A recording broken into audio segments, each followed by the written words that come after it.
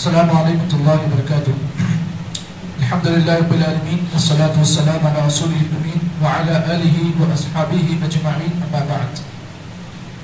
وعن ابی حفص عمرو بن ابی سلمۃ عبد اللہ بن عبد الاسد ربیب رسول اللہ صلی اللہ علیہ وسلم قال كنت غلاما في حجر رسول الله صلى الله عليه وسلم وكانت يدي تتيش في السحفة فقال لي رسول الله صلى الله عليه وسلم يا غلام سم الله وكل بيمينك وكل مما يليك فما زالت تلك جعمتي بعد. رواه متفق عليه.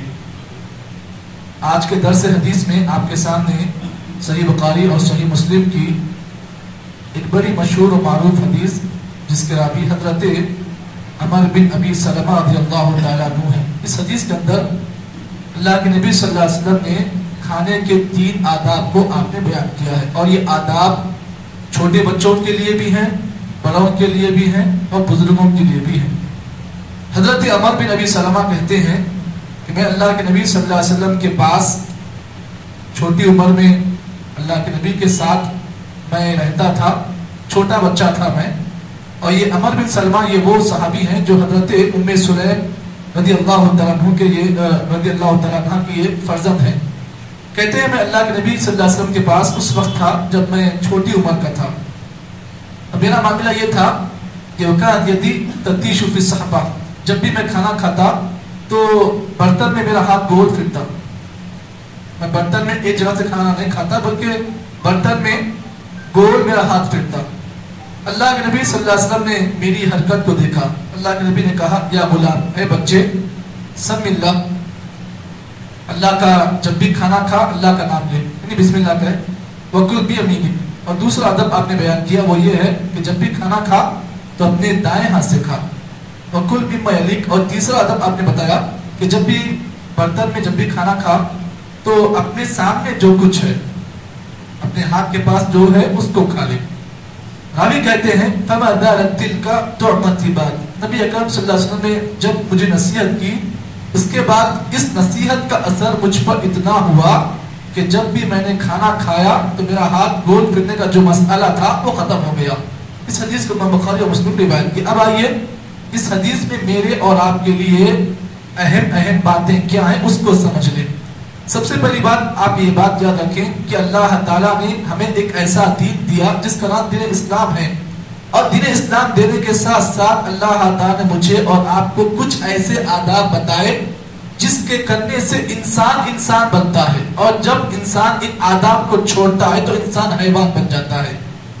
تو اسلامی آداب چاہے وہ کھانے پینے کے معاملے ہو یا پھر قضاء حاجت کے معاملے میں ہو، چاہے وہ بات چیت کے معاملے میں ہو، اسلام نے اپنے ماننے والوں کو ہر ادب بتایا. حتیٰ کہ اللہ کے نبی صلی اللہ علیہ وسلم نے قضاء حاجت میں یعنی باتھ روم میں جاتے وقت کیسے جانا ہے آپ نے اس کے آداب بھی بتائے. تو جس اسلام نے اپنے ماننے والوں کو ایسے آداب سکھائے تو ہر مسلمان کو چاہیے کہ ان آداب کو فالو کرے اپنی زندگی میں. اب اس حدیث میں آپ کے سامنے کھانے کے 3 آداب بتائے گئے. پہلا ادب اللہ کے نبی نے کیا بیان کیا؟ سم اللہ، جب بھی کھانا کھاؤ تو اللہ کا نام لو، یعنی بسم اللہ کہہ کر کھانا کھاؤ. اب یہاں پر مسئلہ یہ ہے کہ اگر کوئی آدمی بسم اللہ کہہ کر کھانا نہیں کھاتا ہے تو کیا ہوتا ہے؟ اب سب سے پہلے یہ بات کہہ دیں کہ بسم اللہ کہنا کھانے سے پہلے واجب ہے، ضروری ہے یا مستحب ہے، یا پھر لائٹ لے کر آپ بسم اللہ نہیں کہیں گے. اس کا حکم کیا ہے؟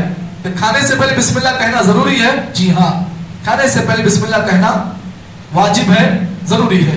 اگر کوئی آدمی بھول جاتا ہے دوران کھانا اسے یاد آتا ہے کہ میں نے کھانا کھاتے وقت بسم اللہ نہیں کہا، اب وہ کیا کرے؟ بسم اللہ اولہ و آخرہ کے ذریعے سے اس دعا کو پڑھ کر کھانے کو اپنے کنٹینیو کرے.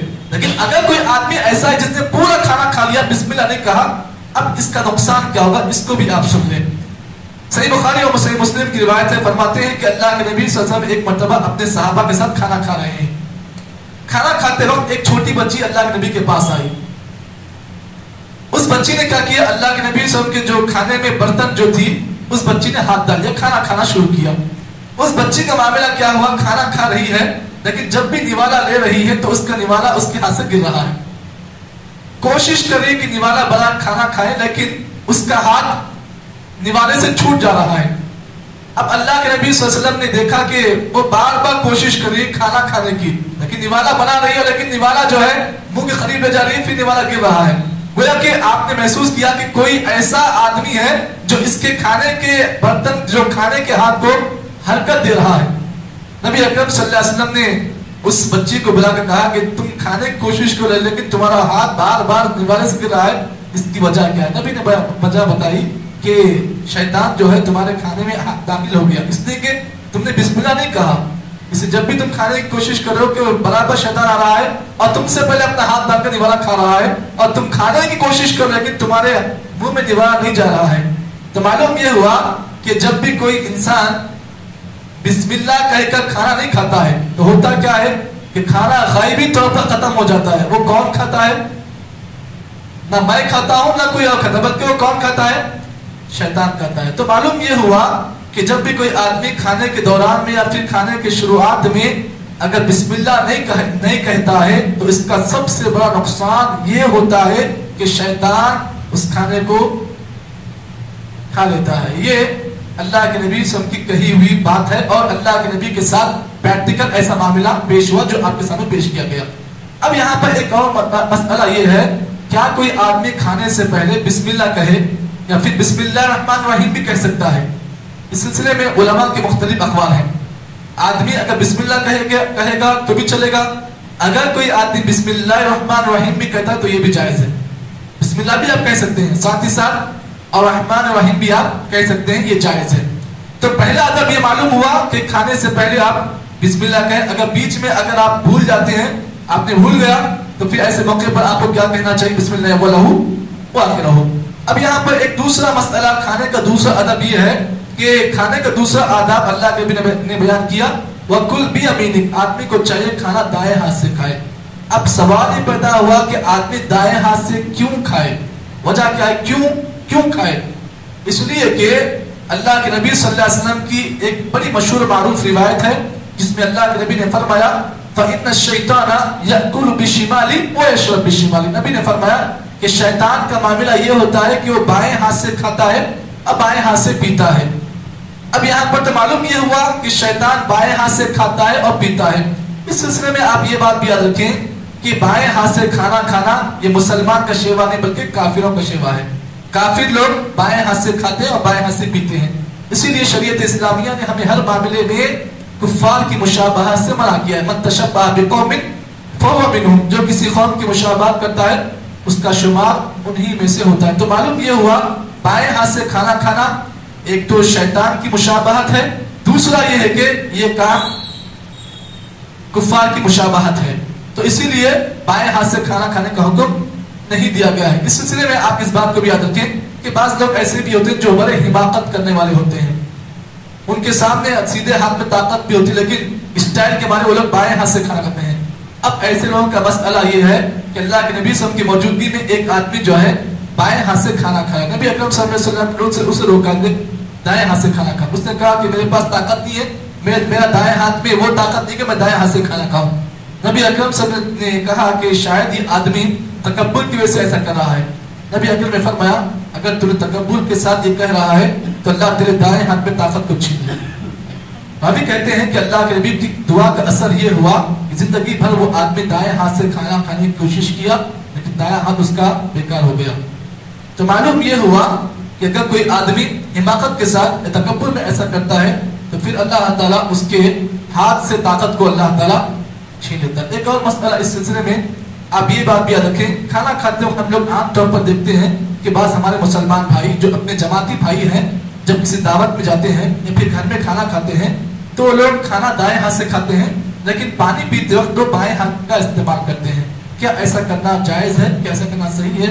اس مسئلے میں آپ اس بات کو یاد رکھیں. ایسے موقع پر آپ کو چاہیے گلاس پکڑنے کا جو طریقہ ہوتا ہے آپ اس طریقے سے پکڑیں جس طریقے سے ایک حلقہ بنائیں, آپ ایک حلقہ بنائیں, دائیں ہاتھ کا حلقہ بنائیں. اگر آپ یہ کہتے ہیں کہ آپ اگر دائیں ہاتھ سے گلاس پکڑو گے تو گلاس گندا ہو جائے گا, تب ایسے موقع پر آپ کیا کریں, ایک حلقہ بنائیں, گلاس کو ایسا اوپر سے پکڑیں اور گلاس کو اپنے ہتھیلی میں رکھ کر آپ ایسے پئیں. اس سے کیا ہوگا, گلاس کا اوپری حصہ گندا ہوگا لیکن نچلا حصہ صاف ہوگا. تو شریعت کی اگر آپ فالو کریں گے تو شریعت نے آپ کو ہر کام آسان کر دیا ہے.